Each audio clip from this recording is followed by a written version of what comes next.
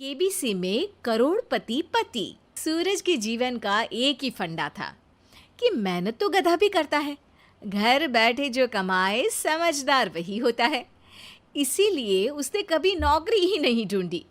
इस बात से हालांकि उसकी पत्नी शिखा बिल्कुल भी अग्री नहीं करती थी, पर फिर भी सूरज को समझाना बेकार था।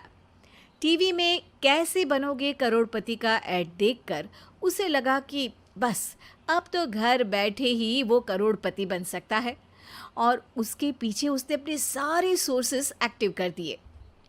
2 हफ्ते में उसके कलीग के साले के पड़ोसी के बेटे का सोर्स निकलता है जो कि उसे शो में पहुंचा सकता है, और सूरज उससे मिलने चला जाता है। अच्छा, तो हमें मुकेश जी बता रहे थे कि आप हमें शो में पहुंचा सकते हैं। हाँ, उसमें कोई तकलीफ नहीं है। मैं कल अगर कोशिश करूँ तो इसी महीने में आपका नंबर आ जाएगा। अरे ये तो बहुत बढ़िया हो गया। अच्छा, वो सिलेबस और क्वेश्चन पेपर का कोई जुगाड़ है क्या? हैं? उसका तो कोई जुगाड़ नहीं है। तो वो वाकई में कुछ भी पूछ सकते हैं? हाँ, वो तो बच्चन जी पर है, जो पढ़ते हैं वो पूछ लेते हैं। पहली कोशिश फेल होने पर अब सूरज के सामने एक बहुत बड़ा सवाल था कि आखिर जवाब कहाँ से लाए। तब शिखा ने एक सजेशन दिया, क्यों ना सूरज अपने चचेरे भाई सुमित से मदद मांगे, जो कि यूपीएससी की तैयारी कर रहा था। हालांकि इतनी मेहनत करना सूरज को समझ में नहीं आता था, पर कोई और रास्ता ना मिलने पर वो आखिर सुमित से बात करता है। अरे सुमित, हमारा कैसे बनोगे करोड़पति के लिए सिलेक्शन होने वाला है। तुम हमें थोड़े चिट बनाने में मदद करोगे क्या? अरे भैया, चिट बनाए तो सालों हो गए, उसमें हमारा एक्सपर्टीज नहीं है, बल्कि आप बोलो तो हम आपकी पढ़ने में ज़रूर मदद कर सकते हैं। हट, कैसी अनाप शराब बातें कर रहा है तू। सूरज ने सुमित को मना तो कर दिया था, पर तैयारी करने के सिवाय कोई चारा उसे दिख भी नहीं रहा था। खासकर जब 12 के पेपर लीक करने के एक्सपर्ट शुक्ला जो भी हाथ जोड़ लेते हैं। आखिर सूरज को सुमित के पास जाना ही पड़ा, और उसने सुमित और शिखा से वादा किया कि वो बहुत मेहनत करेगा।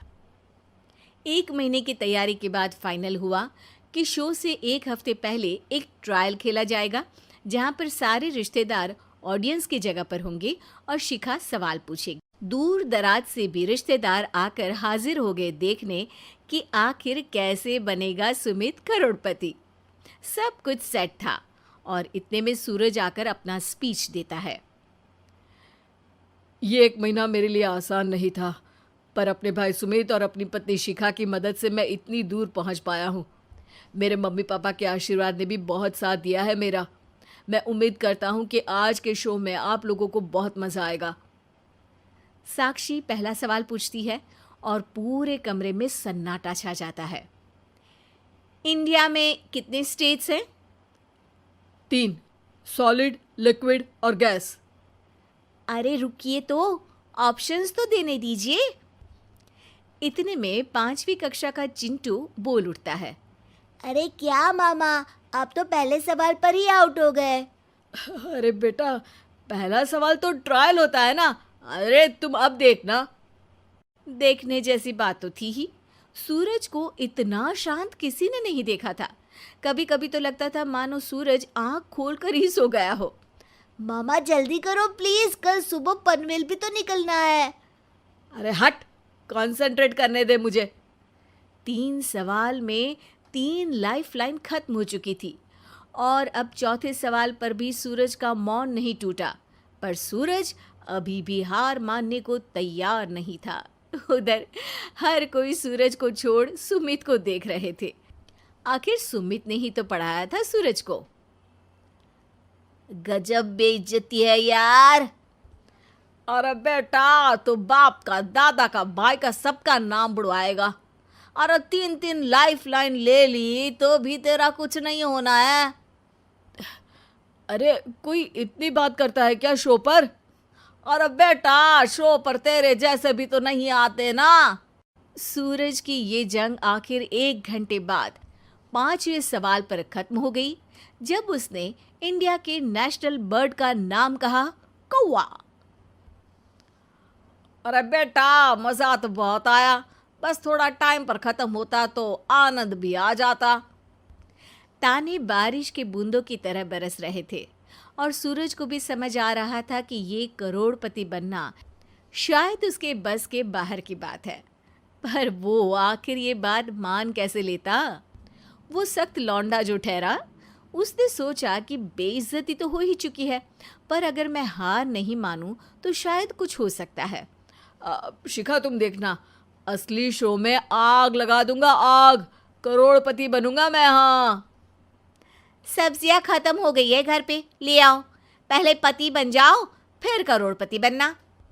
अरे गजब बेइज्जती है यार। बेटा, अभी तो घर पर ही हुई है, 1 हफ्ते में तो तुम देश के सामने करवा कर आओगे। वैसे जब टीवी पर जाओ ना तो बस अपने मम्मी का ही नाम लेना, ठीक है? कोई पूछे तो बोलना कि पापा नहीं है मेरे।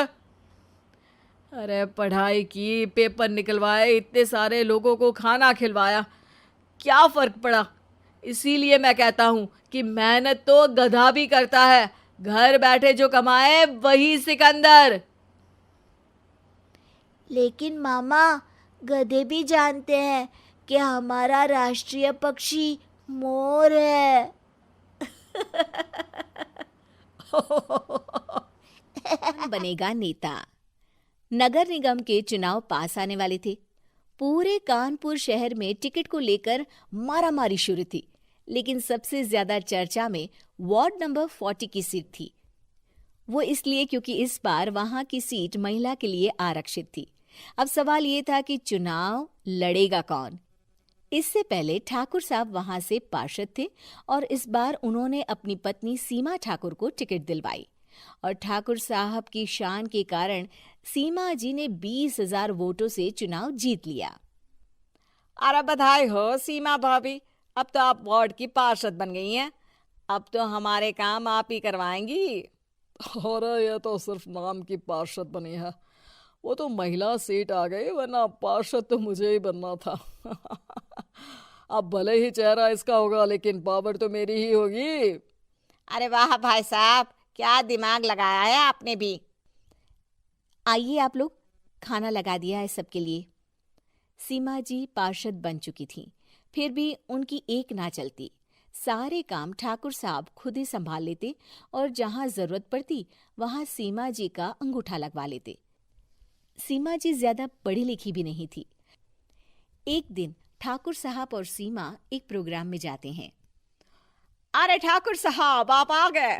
ओहो, पार्षद मैडम भी आ गई हैं। स्वागत है आप दोनों का। लगता है हमारे पार्षद फंड का सही इस्तेमाल हो रहा है। चलिए अब उद्घाटन करते हैं। ये लीजिए ठाकुर साहब, कैची, आप ही सबसे पहले प्रवेश कीजिए। सब लोग आगे निकल जाते हैं और सीमा जी पार्षद होने के बावजूद भी पीछे खड़ी रह जाती हैं। वो देखती हैं कि वेलकम बोर्ड पर उनका नाम है, लेकिन महिला होने के कारण कोई उनका सम्मान नहीं कर रहा। अगले दिन एक आदमी उनके घर आता है। अरे ठाकुर साहब नमस्कार। कल ना हम नोटिस किए कि हमारा घर तो अवैध है और नगर निगम वाले उसे तोड़ने आ रहे हैं। अरे कुछ कीजिए ना ठाकुर साहब।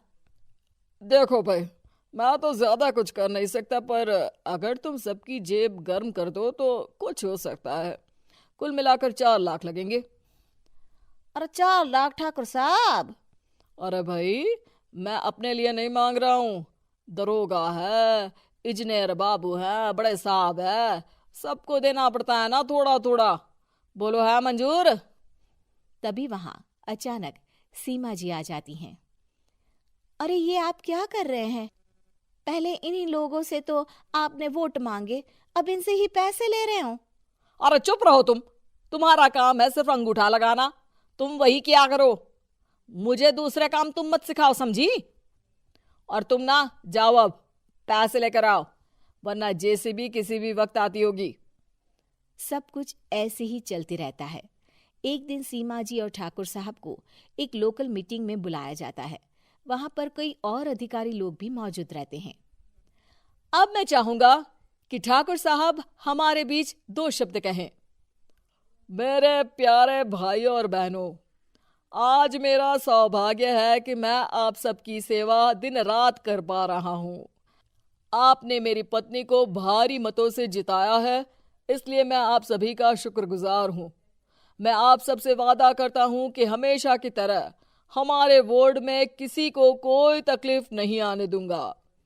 सभी लोग तालियां बजाने लगते हैं। अब मैं माननीय पार्षद मैडम को स्टेज पे बुलाना चाहूंगा।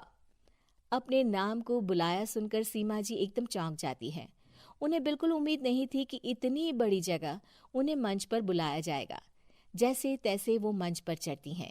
ऊपर जाते ही सीमा जी को सारी पुरानी बातें याद आ जाती हैं कि किस तरह उनके पति उन्हें कभी भी आगे बढ़ने नहीं देते और उनके नाम से गलत काम करते हैं। वो बोलने लगती हैं, मैं आपके वार्ड की पार्षद सीमा हूँ। आप में से बहुत कम लोग ही मुझे जानते होंगे, क्योंकि इससे पहले मुझे कभी ऐसा मौका ही नहीं मिला। सारे मौके मेरे पार्षद पति यानी आपके ठाकुर साहब ही लेते रहे, लेकिन आज ये मौका मुझे मिला है तो मैं इसे ऐसे ही नहीं जाने दूंगी। मैं आपको ये बताना चाहती हूँ कि आपके ठाकुर साहब मेरे नाम की आड़ में गैर कानूनी काम करते हैं, जिस पर अंगूठों के निशान मेरे होते थे। इसीलिए मैं अपनी गलती मानती हूँ और आज अपने पद से इस्तीफा देती हूँ, ताकि आगे से कोई गलत काम ना हो पाए।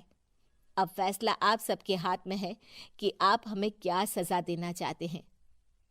सीमा जी की बातें सुनकर ठाकुर साहब के चेहरे का रंग उड़ जाता है और वो शर्म से मुंह नीचा करके वहां से चले जाते हैं और पद से इस्तीफा देकर ही सही सीमा जी अपने आप में आत्मविश्वास महसूस करती हैं।